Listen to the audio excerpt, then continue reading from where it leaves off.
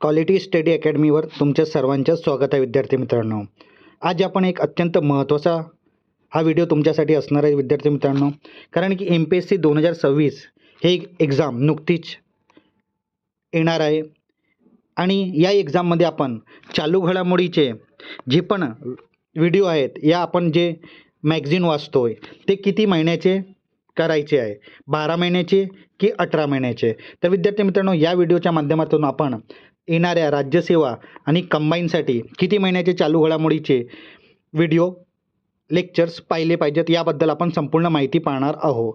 कारण की विद्यार्थी मित्रांनो, अत्यंत महत्त्वाचा टॉपिक आहे आणि खूप सारे विद्यार्थी ती चुकतात.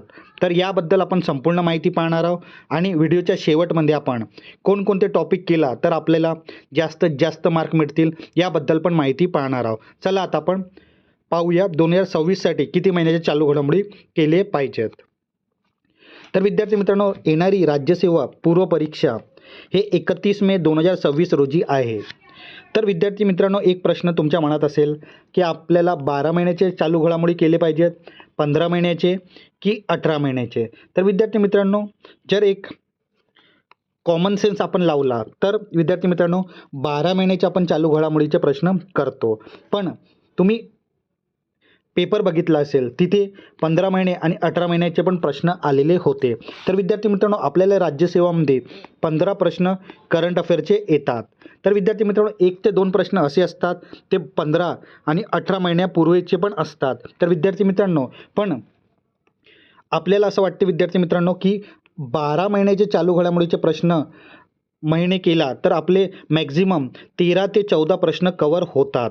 तर विद्यार्थी मित्रांनो, या व्हिडिओच्या माध्यमातून आपण एवढाच सल्ला देणार आहोत की जे पण विद्यार्थी मित्र आहेत त्यांनी 12 महिन्याचे चालू घडामोडीचे केला तर त्यांचे मॅक्झिमम प्रश्न सुटतील. कारण की 15 आणि 18 महिन्याचे केला तर तुमचे 1 या 2 प्रश्न अचूक येऊ शकतात. पण यामागे जो टाईम आणि त्याचा कॉस्ट असतो तो जास्त असतो. पण त्या वेळेत आपण विद्यार्थी मित्र इतर सब्जेक्ट पॉलिटी असो, हिस्ट्री असतो, आपण ते सब कवर करू शकतात. तर विद्यार्थी मित्रांनो, या व्हिडिओच्या माध्यमातून फक्त तुम्हाला तेच सांगण्यात येते की 12 महिन्याचे तुम्ही चालू घडामोडीचे प्रश्न महिने केला तर तुमचे मॅक्झिमम प्रश्न सुटतील.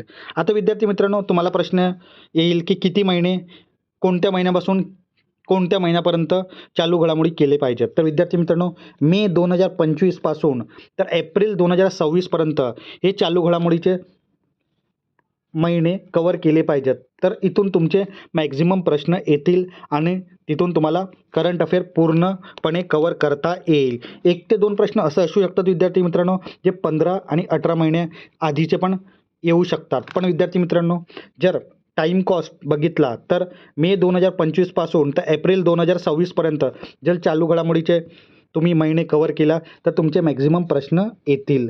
आता विद्यार्थी मित्रांनो, ही राज्यसेवा पूर्व परीक्षेबद्दल माहिती झाली. आता कंबाईनची जी एक्झाम आहे MPSC कंबाईन पूर्व परीक्षा ते 14 जूनला आहे. जर तुम्ही 31 मे आणि 14 जूनच्या ड्युरेशन बघितलं, हे फक्त 14 दिवसाची गॅप आहे. तर या 14 दिवसात विद्यार्थी मित्रांनो आपले पेपर ऑफलाईन असतात आणि ते प्रिंट करायला पण वेळ लागतो. म्हणून आपण 1 महिना आधी 1 महिना सोडून त्याच्या पासूनच आपण आपलं करंट अफेअर कवर करतात. तर कंबाईनकरिता पण मे 2025 ते एप्रिल 2026पर्यंत चालू घडामोडी केले तर विद्यार्थी मित्रांनो आपले मॅक्झिमम प्रश्न कवर होतील. तसेच ग्रुप सी करिता पण विद्यार्थी मित्रांनो 1 महिना जर वाढवून केला आपण, मे पण कवर केला आणि जून पण कवर केला तर आपले MPSC ग्रुप सीचे पण प्रश्न मॅक्झिमम कवर होतील. तर विद्यार्थी मित्रांनो, इथे पण जे कंबाईनची एक्झाम आहे तिथे मे 2025 ते एप्रिल 2026पर्यंत जर चालू घडामोडीचे महिने आपण कवर केले तर या महिन्याच्या माध्यमातून आपले मॅक्झिमम प्रश्न कवर होतीलच. आणि राज्यसेवाकरिता पण विद्यार्थी मित्रांनो तेच आहे मे 2025 ते एप्रिल 2026पर्यंत. आता विद्यार्थी मित्रांनो, तुमच्या मनात प्रश्न असतील की कोणकोणते टॉपिक केले तर आपल्याला मॅक्झिमम मार्क मिळतील. तर आपण अत्यंत महत्त्वाचे टॉपिक पाहणार आहोत की ते टॉपिक केले तर तुमचे मॅक्झिमम प्रश्न सुटू शकतील. तर विद्यार्थी मित्रांनो, सर्वात महत्त्वाचा टॉपिक म्हणजे हे 10 टॉपिक आहेत विद्यार्थी मित्रांनो. हे जर 10 टॉपिक तुम्ही केले तर तुमचे मॅक्झिमम प्रश्न कवर होतील. सर्वात आधी योजना. तुम्ही जर प्रिव्हियस इयर PYQ बघितला असेल विद्यार्थी मित्रांनो, तर योजनेवर प्रश्न हमखास असतोच. तर ते सेंट्रलची योजना असो की महाराष्ट्र सरकारची योजना असो, तर याबद्दल प्रश्न असतोच. जसं की तुम्हाला एक एक्झाम्पल देतोय, लेक लाडकी योजना हो, महात्मा फुले जन आरोग्य महाराष्ट्र सरकारची योजना, जनधन योजना, PM सूर्यघर योजना, PM राहत योजना आणि आयुष्यमान भारत यासारखे योजना जर तुम्ही कव्हर केले तर तुमचे मॅक्झिमम प्रश्न इथे कव्हर होतील. दुसरा टॉपिक आहे पुरस्कार. पुरस्कारचे जर विचार केला विद्यार्थी मित्रांनो, तर इथे खूप सारे पुरस्कार कव्हर करावा लागतो. जसं पद्म पुरस्कारावर प्रश्न असतोच. महाराष्ट्र सरकारच्या ज्ञानपीठ पुरस्कार आणि जसं विस्डन पुरस्कार क्रिकेटमधला आणि खूप सारे असे पुरस्कार आहेत, जे पुरस्कार तुम्ही कव्हर केला तर तुमचे प्रश्न सुटतीलच. त्यानंतर उपक्रममध्ये विद्यार्थी मित्रांनो, जे नवीन उपक्रम राबवले जात आहेत, म्हणजे महाराष्ट्र गव्हर्नमेंटतर्फे पण आणि केंद्र सरकारतर्फे पण, तर जे पण नवीन उपक्रम आहेत त्याबद्दल तुम्ही माहिती कव्हर करा, तिथून तुमचे प्रश्न कव्हर होतील. त्यानंतर चौथा टॉपिक आहे पहिल्या वहिल्या घटना. जे पण पहिली वहिली घटना असतो विद्यार्थी मित्रांनो, जे महाराष्ट्र सरकार कोणता उपक्रम राबवत असेल, या जे केंद्र सरकार आपली जे पहिले धोरण राबवत असेल त्याबद्दल तुम्ही माहिती कव्हर करा. त्या माहितीच्या माध्यमातून तुमचे प्रश्न सुटतील. आणि त्यानंतर आपण पाहूया आर्थिक घडामोडी. तर जे पण आर्थिक घडामोडी असते ते IMFचा अहवाल असो, या RBIची रिपोर्ट्स, या महाराष्ट्र सरकारच्या बजेट, तर विद्यार्थी मित्रांनो हे तुम्ही कव्हर करून ठेवा, कारण की तिथे आर्थिक घटनामध्ये याच्यावर प्रश्न असतो. त्यानंतर ब्रँड अँबॅसिडर. तर विद्यार्थी मित्रांनो, नुकतेच तुम्ही MPSCची एक्झाम बघितला असेल, तिथे ब्रँड अँबॅसिडरबद्दल प्रश्न होता, म्हणजेच ऑडीच्या ब्रँड अँबॅसिडरबद्दल प्रश्न होता. तर ब्रँड अँबॅसिडरबद्दल पण प्रश्न असतो.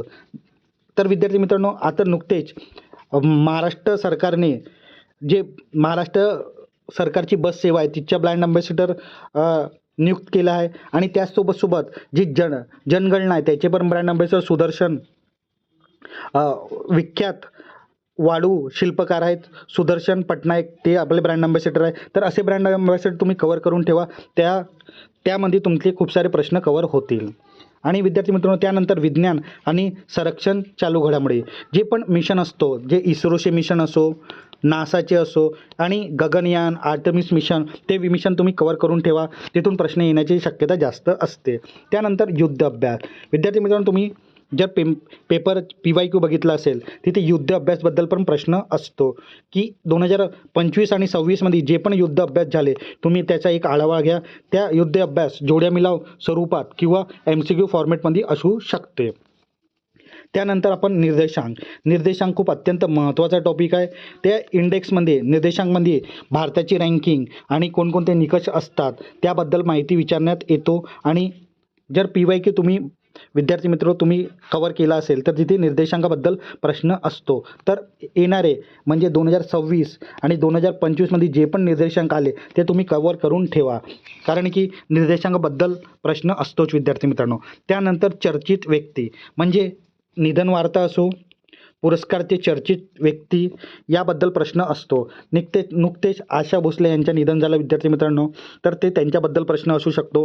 कैलास सत्यार्थी, त्यांना पुरस्कार मिळाला, त्यांच्याबद्दल प्रश्न असू शकतो. या जे पण ज्यांना पुरस्कार मिळालेले आहेत ते चर्चित व्यक्ती, त्यांच्याबद्दल प्रश्न असू शकतो. तर विद्यार्थी मित्रांनो, हे अत्यंत महत्त्वाचे 10 टॉपिक आहेत. हे टॉपिक तुम्ही कव्हर केला तर तुमचे मॅक्झिमम प्रश्न कव्हर होतील.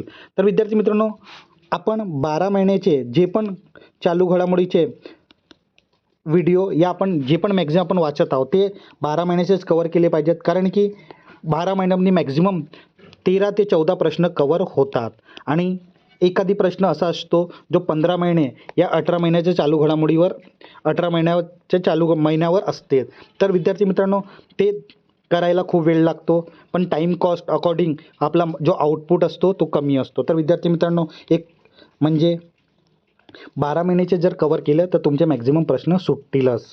तर विद्यार्थी मित्रांनो, हा व्हिडिओ तुम्हाला कसा वाटला तुम्ही नक्की कमेंट बॉक्समध्ये सांगा. हा व्हिडिओ तुम्हाला आवडला असेल तर नक्की लाईक करा, शेअर करा आणि आपल्या क्वालिटी स्टडी अकॅडमीच्या यूट्यूब चॅनलला सबस्क्राईब करायला विसरू नका. धन्यवाद.